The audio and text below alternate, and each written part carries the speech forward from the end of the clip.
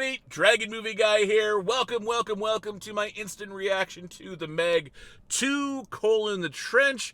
There will be spoilers in this video. This is pretty much just a stream of consciousness reaction to just getting out of the theater to the MEG, so I will be doing minimal editing in this video, and there will be spoilers. So if you don't want to see any spoilers for the MEG 2, then tune off this video. MEG 2 is an awful movie, but to be fair, it's awful, it's bad by design. This is a purposely cheesy B-movie. This is a B-movie comedy, horror film, bad CGI, all wrapped up into one. It is exactly what it's trying to be, and yet it still kind of fails. I am HO in my honest opinion. Jason Statham actually doesn't do an awful job in this film. I never saw the MEG Part 1, to be honest, to be fair, so it's hard to compare it to the first film when I haven't bothered to see the first film, and I really didn't have any desire to watch this movie in general, but it had the latest showing possible in my local theater, so the MEG Part 2 it is. Here we go. The MEG Part 2 has a huge, giant cast of mostly actors that I don't know and I don't care to know. There's Jason Statham, there's Cliff Curtis. Beyond that, I challenge anyone to be really familiar with any of the actors that appear in this film. Apparently, 3 or 4 of these actors, these characters, were in the first film. At least according to the characters themselves, they refer to the first film.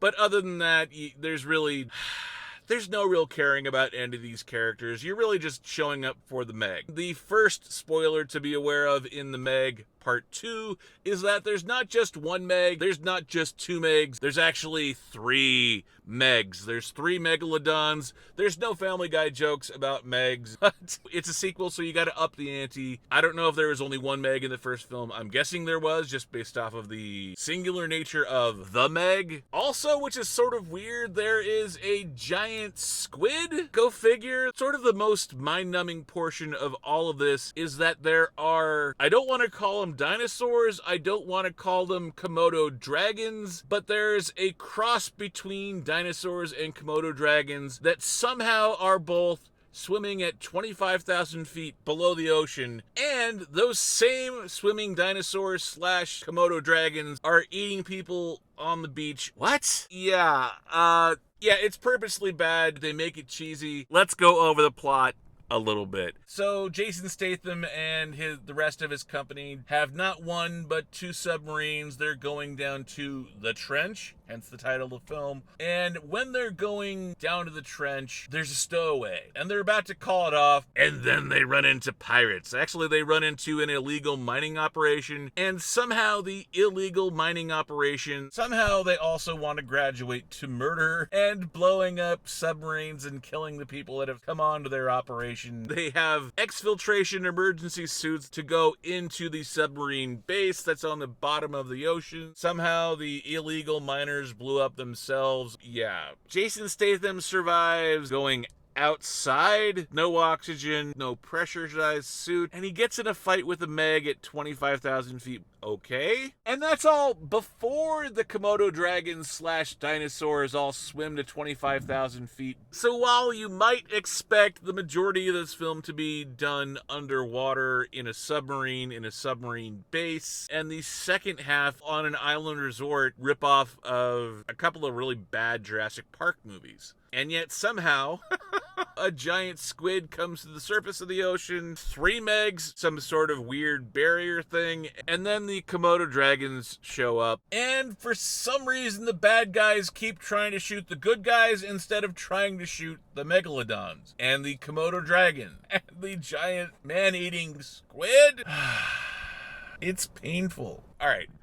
We get that this is purposely bad. We get that this is purposely cheesy. We get that the CGI is not supposed to be good. We get that this is edited for an international audience, so it's not even really intended for exclusively American audiences. It's done in a very international style of filmmaking. I get all of that. But they really make a mistake, I think, with a PG-13 horror film. When you have sharks, there should be blood in the water. It's a PG-13 film when it really should be a rated R full Sharknado. They should grab it by the balls and they should just go for it. If you're gonna have a giant megalodon, make it bloody, make it gory, make it fantastically awful and purposely cheesy. Unfortunately, it just doesn't do that. I have a feeling that if you love the Meg and if you like that style of Taco Bell movie, if you really love that style, you might like this film. Anyone else, skip this movie. There's no internal logical consistency errors in this film. They just don't bother to actually set up the characters to make it worthwhile following the film. And even if you're just looking at it as a purposely cheesy, purposely bad CGI, the comedy doesn't quite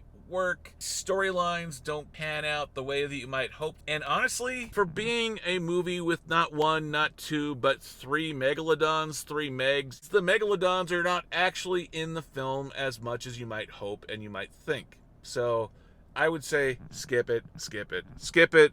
1 star, awful film. I give it 1 star, and it really shouldn't even get 1 star. I would give it half a star. I'm just giving it, though, 1 star because this is a film that actually knows that it's bad and it's trying to make a bad film. But enough about my thoughts on the Meg 2. Let me know what you guys think of the Meg 2: The Trench. Let me know in the comments section below this video. Also, be sure to click like and subscribe and hit the notification button. All the good stuff. It all helps out my channel. So if you like these instant reactions, please be sure to help out. And if you like this review, if you like this instant reaction video, let me know in the comments section as well. I've been Dragon Movie Guy. Thank you guys for watching, and I will see you next time.